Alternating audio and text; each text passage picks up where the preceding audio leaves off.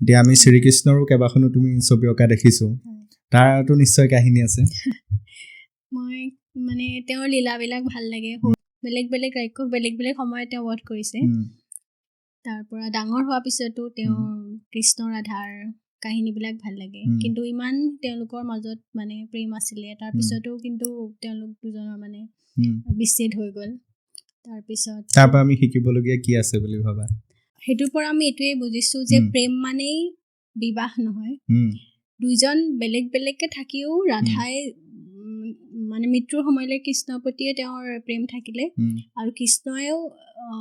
লাষ্টৰ সময়লৈকে তেওঁৰ কাৰণে ৰাধাৰ মানে স্থানটো পৃথক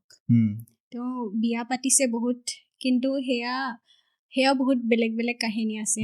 ধৰক এজন ৰাক্ষসে লৈ গৈছিলে গোটেই ৰাজকুমাৰী বহুত হাজাৰ ৰাজকুমাৰীক লৈ গৈছিলে কিন্তু সিহঁতক যেতিয়া বিয়া পাতিবৰ কাৰণে নিছিলে কিন্তু সিহঁতক বন্দী কৰি থৈ দিছিলে তাৰপিছত কৃষ্ণই বচালে তেতিয়া ৰাজকুমাৰীবিলাকে কৈছিলে যে আমাক বচালে হয় কিন্তু আমাক কোনে বিয়া পাতিব এতিয়া তেনেকে সেইকাৰণে মানে কৃষ্ণই আচলতে বিয়া পাতি লৈছিলে